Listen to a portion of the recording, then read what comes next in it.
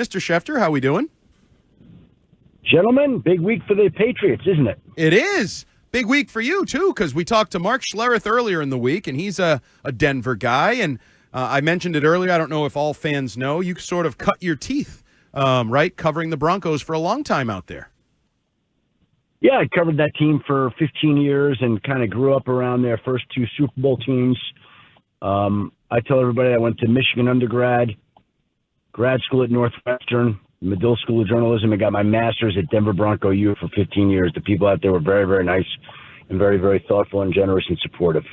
So let's start with the game then, I guess, because we're going to get into some coaching stuff and circles and all that. How shocking was it for you? Because I know for me, I thought it might be fake or something when minutes after the game, the Bills lose, and all of a sudden Sean Payton, people are like, oh, did you hear? Bo Nix is out. You were obviously breaking some of that information on a national level. I know you tell us you're not surprised by a lot of stories, but that felt like a surprising moment. That was a surprising moment, and they don't happen very often. But every now and then you come across a story where you're like, can this be? And in fact, after I posted on my Instagram account and Twitter and sent out ESPN alerts about it, I was getting calls and texts from people that I hadn't heard from in a long time. Did you post that Bo Nix is out for the year? Yeah. Is that right? Well, yeah, I posted it. Is it real? Yeah. I mean, like, what do you want me to say? You know, I think sometimes there are so many of these fake accounts on social media that people see something like that they have a hard time processing and believing, and they don't know what to do about it. And again, I heard from a lot of people. My phone rang right after. It was Louis Riddick. You know, Louis hasn't called me in a while, and I love Louis. He's a great teammate, and I've enjoyed doing TV with him for a long time. But he doesn't often call. And he's like, "Did you just report Bo Nix is out?" I'm like, "Yes, I did, Louis." He's like, "Is that real?" I'm like, "Yeah, it's real." Like, what do you want me to say? Because it was one of those stories that's just hard to believe. It doesn't seem like it can be real. And by the way, I don't know that we've ever seen anything like that, ever. Have you ever seen a starting quarterback lead the team to victory in overtime and then find out an hour after the game that he broke his ankle the week before that team is supposed to host the conference champion? It's so bizarre that you couldn't even make it up. But doesn't it almost feel a little on brand for this season, though, Adam? In a lot of ways. Well, that's how the league is. There's always surprises. I think back to when the Eagles won the Super Bowl. Carson Wentz tore his ACL in the fourth quarter at Los Angeles, and that was like a huge blow. Right. And Nick Foles came on and led the team to a Super Bowl win against the Patriots, as New England remembers. Oh, yeah. Yep. So, but in this particular case, there's never been a quarterback, never, who has started fewer NFL games going into the conference championship game than Jarrett Stidham, former Patriot quarterback. He has started 4 games in his NFL career. This will be his 5th. There's the only other quarterback that's ever started his first game in the conference championship game to go to the Super Bowl. The only other quarterback who had that be his first start of the season was Roger Staubach in 1972 when he started against Washington. And that was because Craig Morton got benched. Again, it just shows you the oddity of the situation and the circumstances. These kinds of things really don't and shouldn't happen. Adam, we learned regionally yesterday. I mean, we've heard about this for a couple of years as a possibility, but we heard yesterday from Mr. Kraft, of all people, that it seems like the 18-game schedule is going to happen and going to happen soon. What have you heard, and what are you comfortable discussing or reporting as to how soon an 18-game schedule could come to be? Well, RKK's talking about it like it's fact, almost. And so that just tells me that it's tracking. I've always felt like it was inevitable. I've said that on the record, that an 18-game season is inevitable. I don't know if they'll be able to implement that before the end of this current CBA, at the end of this current CBA, right after the CBA.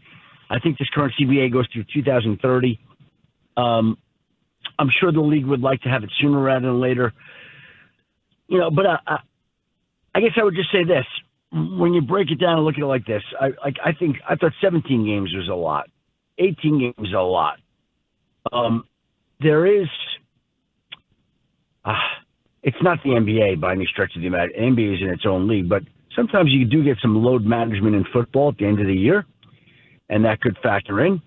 And the other thing is, Ted, if I had said to you as a player, would you rather play 17 games with 1 bye week and 3 preseason games for less money, or 18 regular season games with 2 preseason games and 2 bye weeks and more money? Which would you choose? I'd say door number 2, Adam. That's what I'd say. That's right. And that's the way that I think most players will vote for the money, because there's going to be more money involved. So if you're doing it and there's 1 less preseason game, not that everybody plays preseason games anyway, they don't, but now you're adding another bye week. That bye week that's interesting. That's interesting. So you get 2 weeks off during the year, not 1. I don't know. To me, it's inevitable. It's going to happen. Just a question of when. It's going to happen. Shorter off seasons, no more hitting in practice. You kidding me? Those guys will take that 18th game, no problem.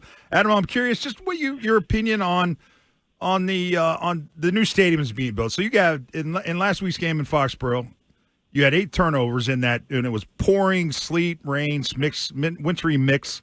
And it was just a slop fest. And then you had Matt Stafford in that game in Chicago, completing less than 50% of his passes. And I'm curious, there's 20 outdoor stadiums, there's 12 dome stadiums currently. Are you a dome guy, or do you like games that are played outdoors? And do you think football should be played with open roofs? Well, I'm as soft as they come. I can't stand outside in the cold for 10 seconds without wanted to go inside, and I'm always continually amazed that football players can go play a full game in those conditions. Like, it blows me away. It's one of the great wonders of life in general, how that could be done. If I'm watching, I'd say, yeah, keep it all outdoors, keep it all with the cold, the snow, the elements. Some of the most memorable plays in Patriots franchise history have come in the elements. In the elements. Elements make football. They make it a TV spectacle. It's like watching a winter wonderland, a snow globe. Love it. If I'm playing in it, I wouldn't like it at all. If I'm working in it, a sideline report or anything I wouldn't like it at all.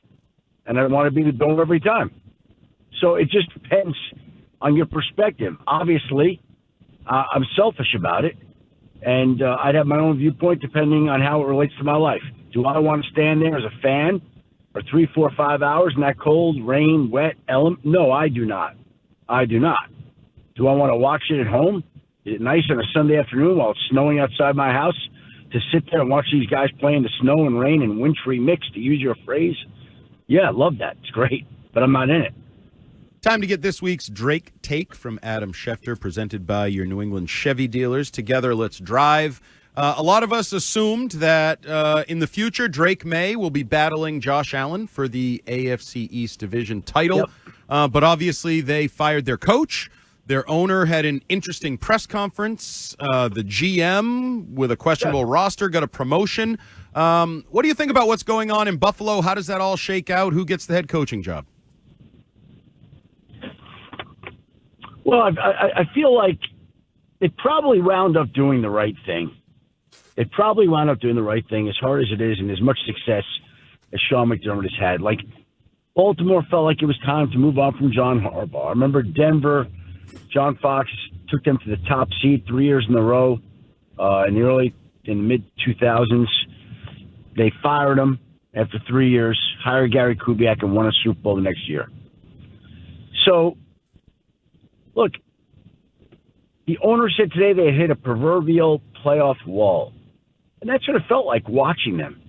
It's just unfortunate that they lose that game and the owner says that's when he decided to fire on one game. Like, that's crazy to me. And there's no doubt that Sean McDermott changed the culture and environment. They've had a winning team. It's a tough decision. And I can understand why they would want to stick with him, but I can understand making a change at this point in time. Josh Allen's going to be 30. It just feels like you got to try something new. They opted for the McDermott route, not the Bean route. In regards to today, I appreciate the fact that they're taking public money for their stadium. Maybe they feel compelled to put the owner out there. In a case like that, I'd say to the owner, you can watch Brandon Bean live on the BuffaloBill.com website, and hopefully Brandon will handle things because Brandon comes from PR aside, and he's used to press conference. The owner's not used to that. Not used to that. You know, Steve Bisciotti in Baltimore last week when he had his press conference, you know, they're asking him, hey, would John Harbaugh have survived if Tyler Loop had made that field goal against Pittsburgh? And he goes, for another week. And so these owners, they say what's on their mind. They're not used to being in this setting. It's great for us as the consumer, great for us as the viewer. We get some real unvarnished truth there. But from a franchise perspective, if I'm with the franchise, I'd say, Mr. Kraft, Mr. Pagula, there's really no reason for you to speak at this press conference. We're going to let the GM handle it. I know the fans might not like that, but, like, I don't know. Was having Terry Pagula there helpful to the franchise today or not? I don't know that it helped him any. Yeah, it didn't feel it. Felt detrimental. But whatever. What do we know? We're just on the outside looking in. All right, Adam, appreciate you joining us. Enjoy the championship game weekend. We'll talk to you next week. It should be awesome, guys. Look forward to it. We'll be back in the spot next week, and thanks very much for having me today. See you, Adam. See you, Adam.